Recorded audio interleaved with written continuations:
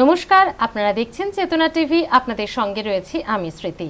শিক্ষার কোনো সীমা নেই, শিক্ষার কোনো পরিধি নেই, কোনো শেষ নেই, কোনো বয়স নেই।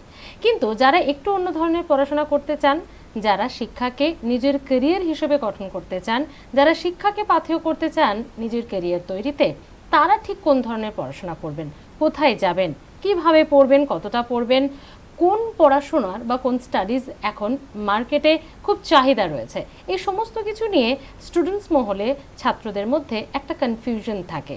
তারা খানিকটা বিভ্রান্ত হয়তো হয়ে যান কোনো সময়। কিন্তু যাতে স্টুডেন্টসরা বিভ্রান্ত না হন, কোনো কনফিউশনের জায়গা যাতে না থাকে, তার জন্যই আপনাদের পাশে, স্টুডেন্টসদের পাশে অলওয়েজ রয়েছে রাইস এডুকেশন। আজ রাইস অনলাইন ক্লাসে আমরা কোন সাবজেক্ট নিয়ে পড়াশোনা করব। আজকে আমরা থাকবো জিওগ্রাফি ক্লাসে। স্যার চঞ্চল মণ্ডল রয়েছেন আমাদের সঙ্গে, রাইস এডুকেশনের সিনিয়র টিচার। স্যার আপনাকে স্বাগত রাইস অনলাইন ক্লাসে।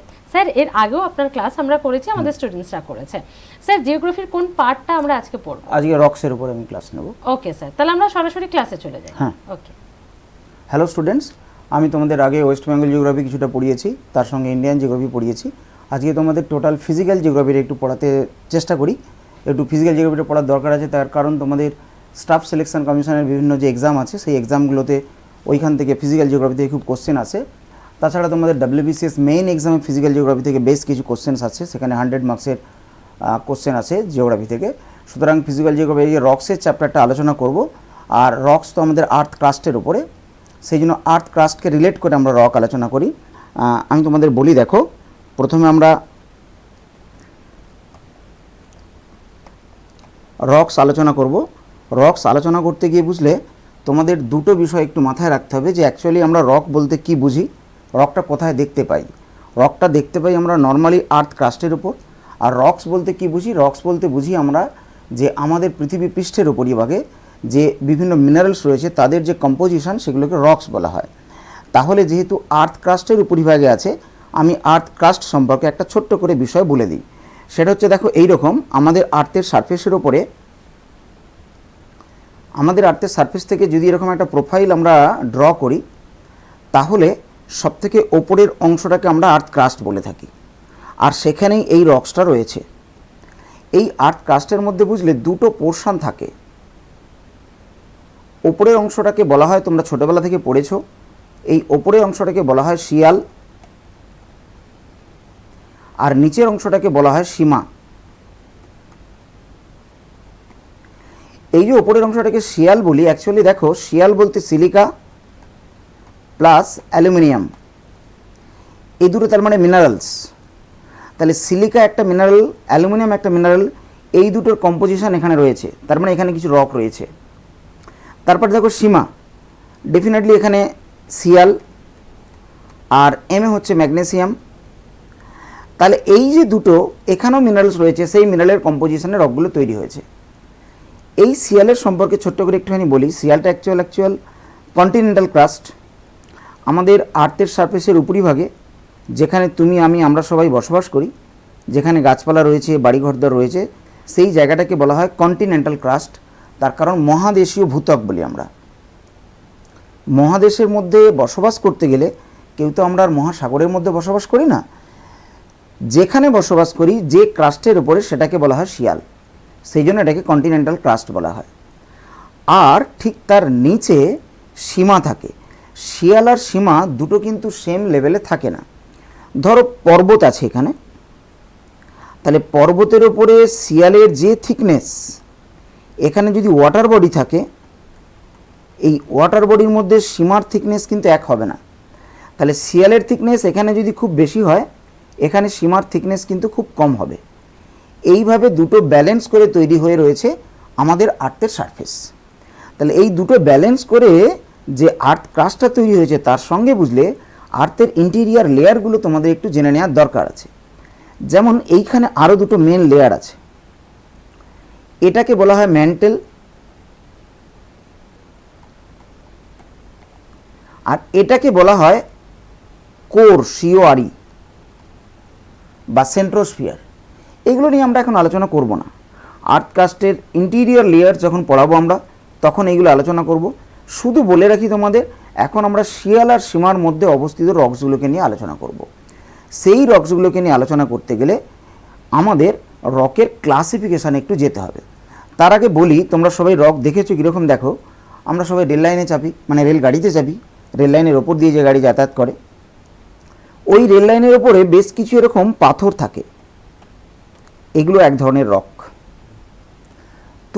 আমরা সবাই ছোটোবেলায় স্লেটে লেখাপড়া করেছি, পেন্সিল দিয়ে লিখতাম, সেই স্লেটটা একটা রক। তোমার আমার বাড়িতে মার্বেলের মেঝে আছে, ওই মার্বেলটা একটা রক। তাহলে রকের পরিচয়টা আগে দরকার, যে রক কোন জায়গায় আছে, রক কেমন দেখতে। তাহলে রকের পরিচয় আমরা পেলাম তিনটে জায়গায়। আমি বললাম যে তিনটে জায়গার সঙ্গে আমরা সবাই ওতপ্রোতভাবে জড়িত। আমরা সবাই বাড়িতে থাকি, বাড়িতে মার্বেলের মেঝে আছে মোরলেস। আমরা সবাই স্লেট পেন্সিলে পড়াশোনা করেছি বা করতে দেখেছি। এখন যদিও তোমরা পড়াশোনা হয়তো স্লেট পেন্সিলে করো না এখনকার জেনারেশন, কিন্তু আগেকার জেনারেশন পড়াশোনা করতো। ওই স্লেটটাও কিন্তু একটা রক। আবার রেলগাড়ি যে লাইনের ওপর দিয়ে চলাচল করে, ওই লাইনের নিচে যে পাথরগুলো রয়েছে, সেই পাথরগুলোও রক। তোমাদের আরেকটা জায়গা বলি, যেখানে তোমরা অনেকেই বেড়াতে যাও, সমুদ্রের ধারে বেড়াতে যাও, সমুদ্রের ধারেও দেখবে অনেক ছোটোখাটো নুড়ি পাথর আছে, সেগুলোও কিন্তু রক্সের মধ্যেই পড়ে, শিলার মধ্যেই পড়ে। তাহলে ওই রক্সটাকে আমরা কিভাবে ক্লাসিফাই করব, সেটা আমরা একটু চলে আসি। বুঝতে পেরেছো? দেখো বলি, রক্সকে মেনলি বুঝলে তিনটে ভাগে ভাগ করা যায়। একটা হচ্ছে ইগনিয়াস রক,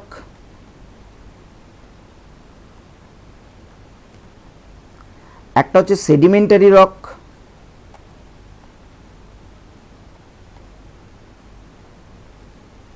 আর একটা হচ্ছে মেটামরফিক রক।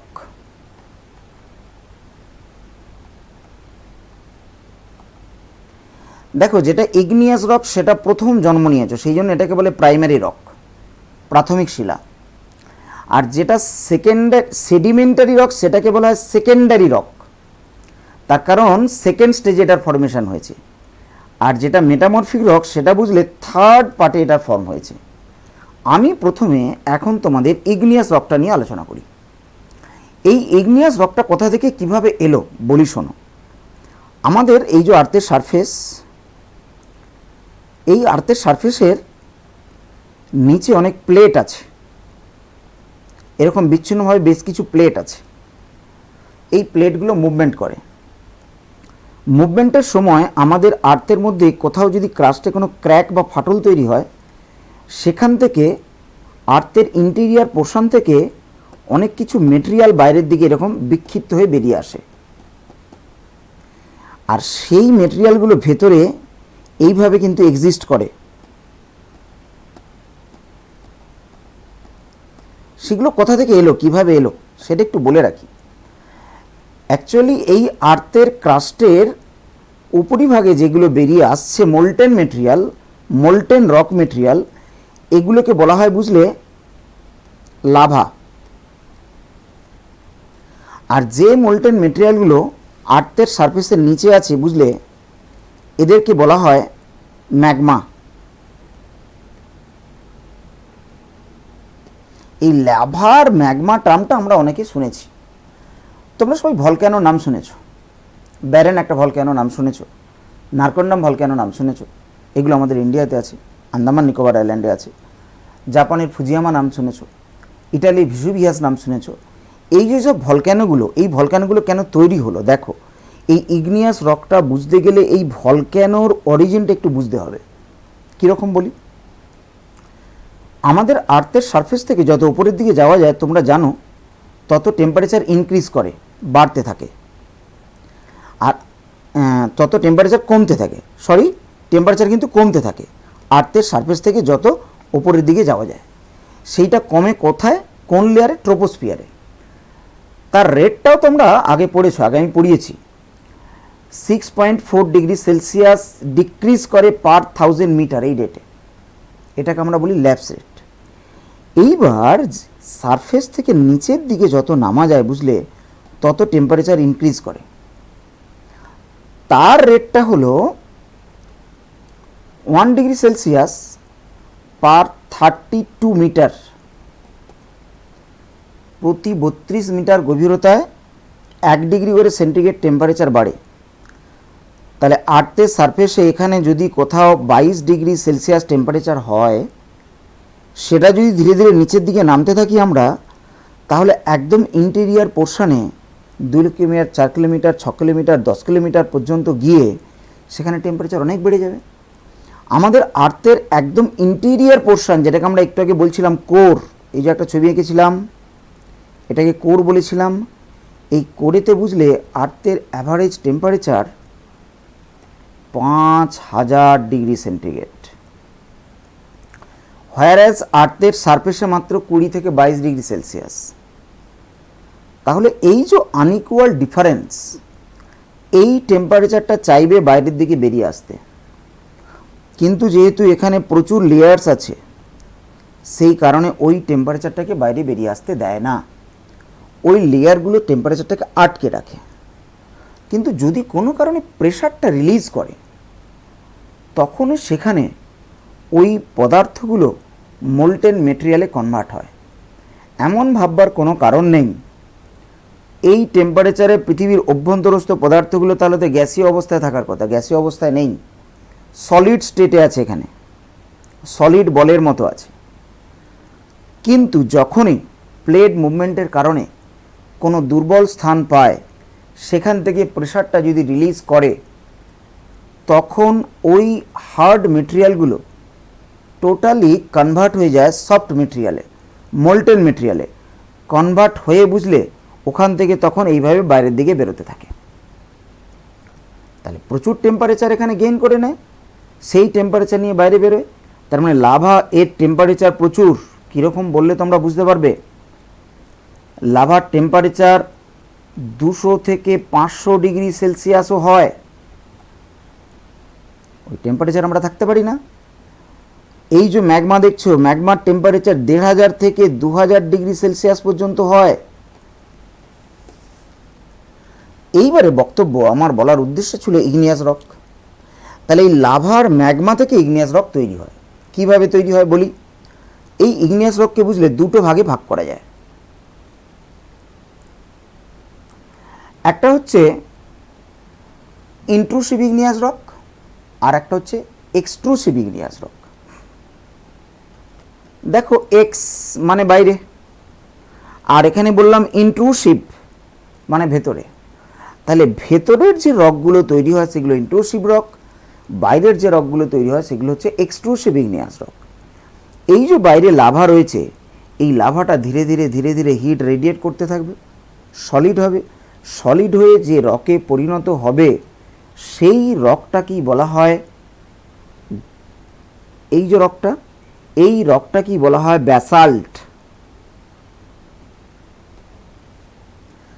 আর যখন ম্যাগমা ধীরে ধীরে সলিড হবে তখন সেটায় হয় গ্রানাইট। তাহলে এই যে ব্যাসাল্ট, গ্রানাইট এগুলো সবই হলো ইগনিয়াস রক। এখন বক্তব্য হচ্ছে এই যে ইগনিয়াস রক, এটা হলো এক্সট্রুসিভ ইগনিয়াস রক আর এটা হলো ইন্ট্রুসিভ ইগনিয়াস রক। তাহলে এই রকগুলো আমরা দেখতে পাই কোথায়? আমাদের আর্থের সারফেসে। তুমি যদি আজকে কোনো পাহাড়ে বেড়াতে যাও, সে অযোধ্যা পাহাড়ে বেড়াতে যেতে পারো, পুরুলিয়ার আরাবল্লী পাহাড়ে বেড়াতে যেতে পারো। তাহলে অযোধ্যা একটা পাহাড়, যে পাহাড়ে তুমি আগ্নেয়শিলা দেখতে পাবে। কিন্তু আরাবল্লী একটা পাহাড় যেখানে তুমি কোনো রকম ইগনিয়াস রক দেখতে পাবো না। কেন দেখতে পাবো না? কারণ সেটা যে সময় তৈরি হয়েছিল, এখন এই যে সময় সেই রকটা কনভার্ট হয়ে যায়। কোনো রক কোনো জায়গায় ফর্ম করার পর চিরকাল সেই জায়গায় সেই রকটা ওই অবস্থায় স্টে করে না, থাকতে পারে না। সেই রকটা ধীরে ধীরে কনভার্ট হয়ে যায়। কি কনভার্ট হয়, কিভাবে কনভার্ট হয়? বিভিন্ন প্রাকৃতিক শক্তির কারণে। এনিওয়ে, আগে আমরা এক্সট্রুসিভ ইন্ট্রুসিভটা আলোচনা করে নিই। তাহলে দেখছো যেটা ইন্ট্রুসিভ বুঝলে সেটার আবার দুটো ভাগ থাকে। একটাকে বলে হাইপারবিসাল আর একটাকে বলা হয় প্লুটোনিক। এই যে দেখছো এখানে যদি আমরা একটা ভাগ করে দিই, আর্থের সারফেস থেকে এই পর্যন্ত আর সারফেসের পর থেকে নিচে পর্যন্ত, উপরের অংশটাকে বলা হয় উপপাতালিক শিলা, বলা হয় হাইপারবিসাল রক, আর নিচের অংশটাকে বলা হয় পাতালিক শিলা। এই যে উপপাতালিক পাতালিক এগুলোর যেমন এক্সাম্পল আছে, তোমরা গ্যাব্রো নাম শুনেছো, ডায়োরাইট নাম শুনেছো, এগুলো সব হচ্ছে নিচের অংশ, ওপরের অংশটা অপেক্ষাকৃত গ্রানাইট। তাহলে এই ইগনিয়াস রকের এবার কতগুলো ফিচার্স আমাদের জানার দরকার, বা এই ইগনিয়াস রক দেখো আগ্নেয়জাত পদার্থ থেকে এসেছে বলে এটাকে কিনা বলা হয় আগ্নেয় শিলা। এটা পৃথিবীতে প্রথম তৈরি হয়েছে বলে এটাকে বলা হয় প্রাইমারি রক। আমাদের পৃথিবীতে যত রক আছে তার 70% এই ইগনিয়াস রক, বাকি 30% হচ্ছে সেডিমেন্টারি আর মেটামরফিক রক। এই রকের কাজ কি? এই রক আমাদের কি কাজ করে? এই যে বললাম একটু আগে, রেল লাইনের স্লিপারের নিচে যে রকগুলো আছে সেগুলো ইগনিয়াস রক। তাছাড়া আমাদের পৃথিবীতে যত বিল্ডিং মেটেরিয়ালসের কাজকর্ম হয়, এই যে ছাদ বা অন্যান্য কিছু মেটেরিয়ালসের স্টোন চিপ আমরা ইউজ করি, সেগুলোও কিন্তু জানো তো ইগনিয়াস রক। এই ইগনিয়াস রকগুলো তোমাদের চিনলে কি সুবিধা হবে, মনে রাখতে সুবিধা হবে। এই সমস্ত রকগুলোই দিনের গতিতে মেটামরফিজড হয়ে এই মেটামরফিক রকে পরিণত হতে পারে, সেটা আমরা পরে আসব। আগে ইগনিয়াস রকটা শেষ করব। তাহলে এই যে ইগনিয়াস রক বললাম, এই যে দুটো ডিভিশন তোমরা শুনলে, এই ডিভিশন দুটো হচ্ছে অ্যাকর্ডিং টু ফরমেশন। তাহলে অ্যাকর্ডিং টু ফরমেশন ইগনিয়াস রককে দুটো ভাগে ভাগ করা যায়। একটা হচ্ছে নিঃসারী শিলা, যেটাকে বলে এক্সট্রুসিভ রক, ওপরের অংশটা যেটা লাভা থেকে তৈরি হয়েছে। 2 নম্বর ইন্ট্রুসিভ রক, যেটাকে বলা হয় তোমার উদ্বেদী শিলা। এই উদ্বেদী শিলার আবার দুটো ভাগ আছে, একদম ওপরের অংশটাকে বলে হাইপারবিসাল আর নিচের অংশটাকে বলা হয় প্লুটনিক রক। তাহলে এটা হচ্ছে আমাদের ইগনিয়াস রকের অ্যাকর্ডিং টু ফরমেশন। এইবারে এই ফরমেশনের দুটো পার্ট আছে। একটা হচ্ছে অ্যাকর্ডিং টু ফরমেশন, হলো ফরমেশনের একটা শেপ আছে, সেই শেপ অনুযায়ী ইগনিয়াস রক আছে। চলো আমরা শেপ অনুযায়ী কি ইগনিয়াস রকটা আছে সেটা একটু দেখে নিই। একদম স্যার, আমরা যাবো, তবে একটা ছোট্ট ব্রেক নিয়ে নিই। হ্যাঁ, ঠিক একটা আছে ছোট্ট ম্যাডাম। বিরতির পর ফিরে আসছি আজকে জিওগ্রাফি ক্লাসে, সঙ্গে থাকুন।